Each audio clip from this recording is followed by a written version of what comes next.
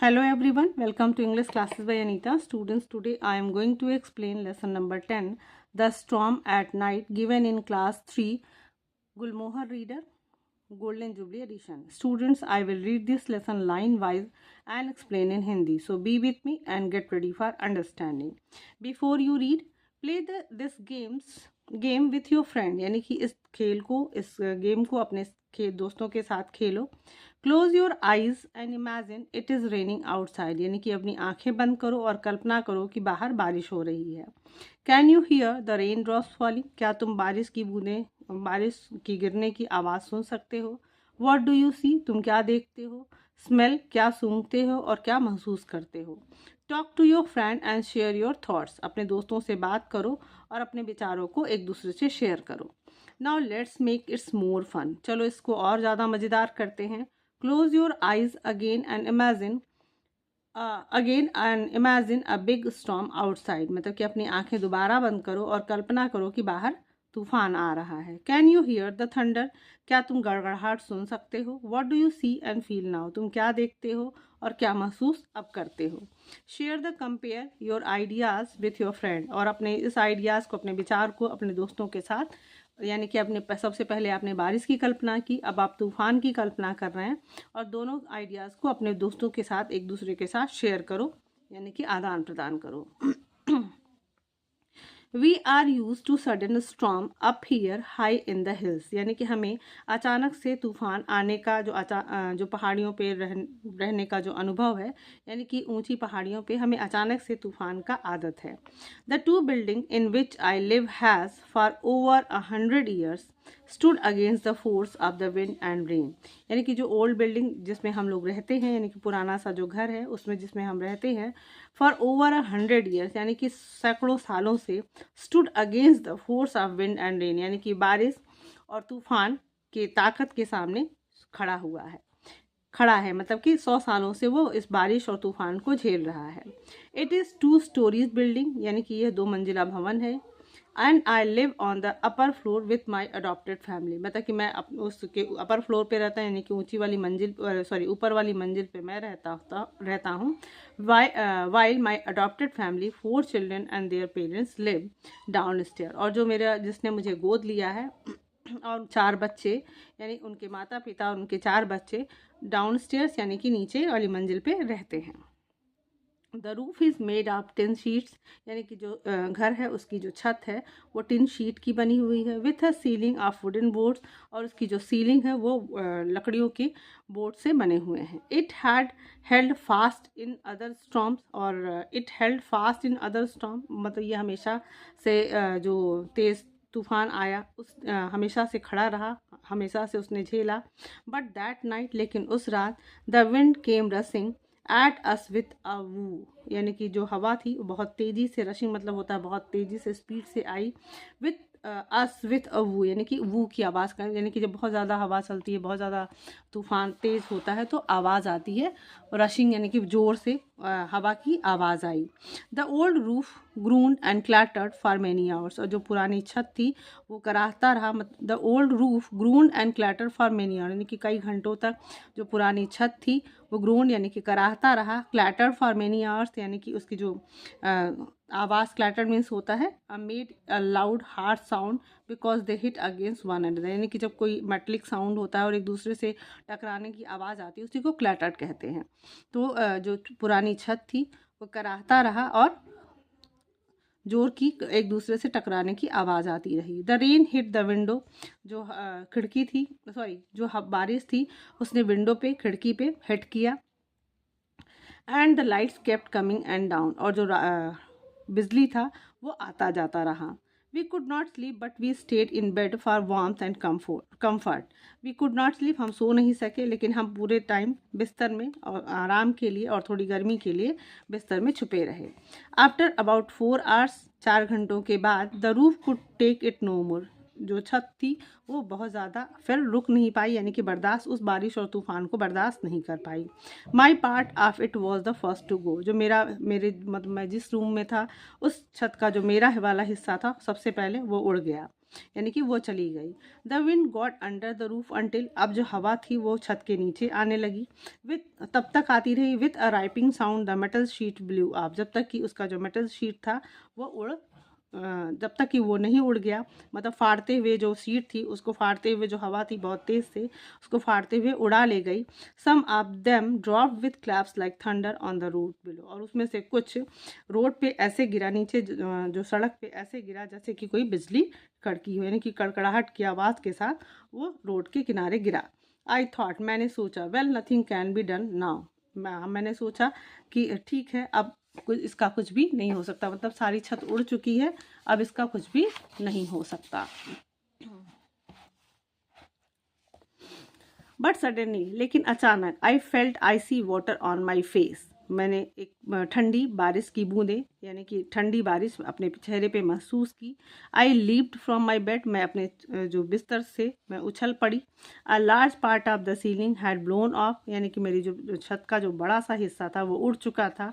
Water was also pouring onto my open typewriter and onto the radio bed covers and cloth cupboard, यानी कि जो water था अब भिगो रहा था onto my open typewriter, यानी कि छत खुल चुकी थी तो जो टाइप राइटर खुला था उस पर बारिश की मतलब वो बारिश से भीग रहा था, और रेडियो पे बारिश हो रही थी, और बेड कवर्स पे भी बारिश की बूंदें, और मेरे जो कपड़ों के क्लोथ के जो कपबोर्ड से अलमारी पे उस पर भी बारिश उसको भिगो रहा था, यानी कि छत उड़ चुकी थी, अब जो भी सामान था वो भीग रहा था। Picking up my precious type writer, अब मेरा जो कीमती टाइप राइटर था मैंने उसे उठाया। आई stumbled into the front room, मैं लड़खड़ाते हुए सामने वाले रूम में कमरे में गई। Water poured through the window slats, अब जो पानी था वो विंडो स्लेट से, यानी कि जो खिड़कियों की पट्टियाँ थी उससे होते हुए नीचे आ रही थी। Down on the book slabs, यानी कि नीचे बुक स्लेब यानी कि किताबों की अलमारी के पास आ रही थी। By now the children had join me, तब तक सारे बच्चे मेरे पास आ चुके थे, यानी कि जो उस बिल्डिंग में 4 और बच्चे थे वो मेरे पास आ चुके थे। Dolly and her brother hurried picked up armful of books and carried them into their room, और डॉली और उसके भाइयों ने जल्दी से सारी जो किताबें थी अपने पूरे बाहों में भरकर, मतलब जितनी भी किताबें थी अपने हाथों में भरा, and carried them into their rooms, और उसको आगे वाले रूम में वो लेकर उसे गए। द फ्लोर वॉज वेट, जो फर्श था वो भीग चुका था। So the books had to be piled on the beds, इसलिए किताबों को का जो ढेर था उसे बिस्तर पर रखा गया। सडनली, अचानक, a large field rat leapt into onto the desk, और तभी एक बहुत बड़ा सा चूहा उछलकर डेस्क पर आ गया।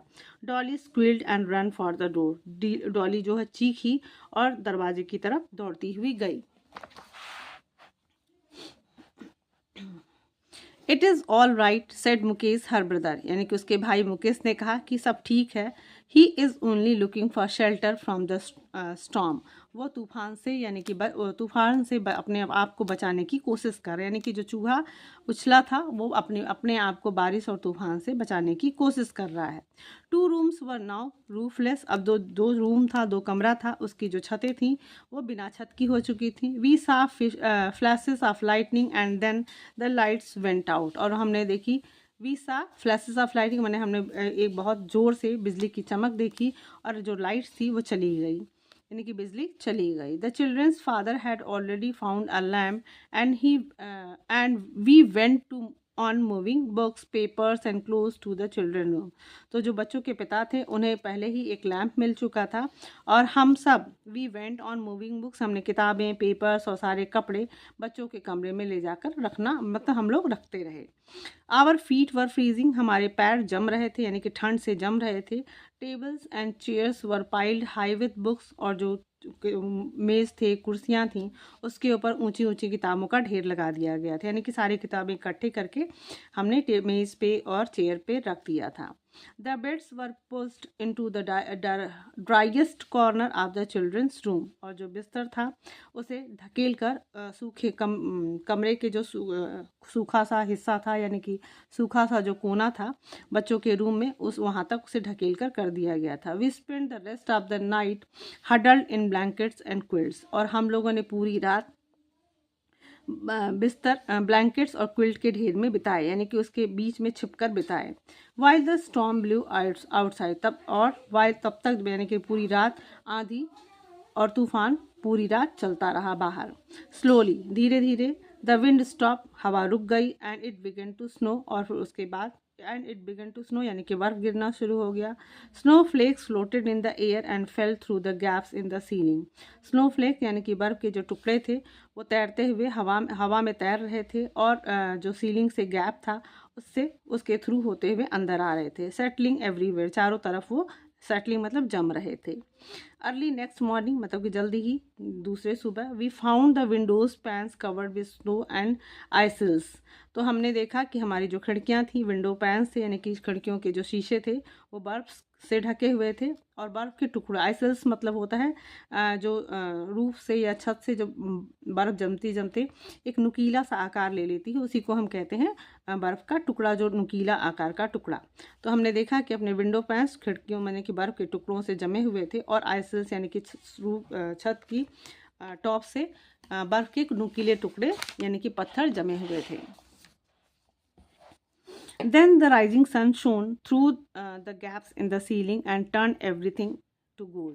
तभी हमने देखा राइजिंग सन यानी कि उगते हुए सूरज ने then the rising sun shone through the gaps in the ceiling and turned everything to gold. तो फिर हमने उगते हुए सूरज को गैप्स इन द सीलिंग यानी कि जो सीलिंग से गैप था उसके थ्रू हमने देखा, और सारी चीज़ें गोल्ड में यानी कि सुनहरा दिखने लगी। Snow crystals shown like diamonds on the empty book slab. Shown crystal यानी कि जो बर्फ़ के टुकड़े थे ऐसे दिखते थे जैसे कि वह हीरे हैं। एम्प्टी बुक स्लेब यानी कि खाली जो बुक का स्लेब्स था, बुक की अलमारी थी, उस पर जो बर्फ़ के टुकड़े जमे हुए थे और धूप की रोशनी में वो डायमंड जैसे यानी कि हीरे जैसे चमक रहे थे।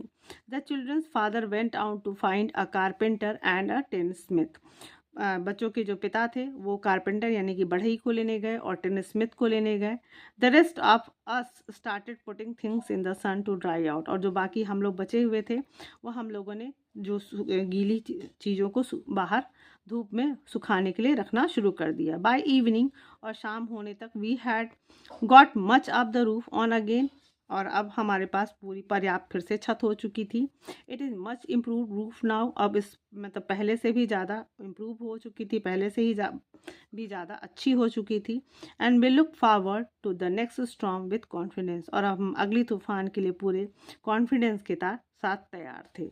तो स्टूडेंट्स, आई होप आपको ये लेसन भी बहुत अच्छे से समझ में आया होगा, और ये भी समझ में आया होगा कि जब हमें कोई मुश्किल हो, कोई परेशानी हो, कठिन समय हो या हार्ड टाइम हो, तो हमें हिम्मत नहीं हारना चाहिए और हमें मिलजुल कर अच्छे से उसका सामना करना चाहिए, क्योंकि बुरा समय कहा जाता है ना कि बुरा समय जल्दी ही ख़त्म हो जाता है। तो स्टूडेंट्स, आई होप आपको ये स्टोरी अच्छे से समझ में आई होगी। So if you like the explanation, do share with your friends, and very thank you for watching.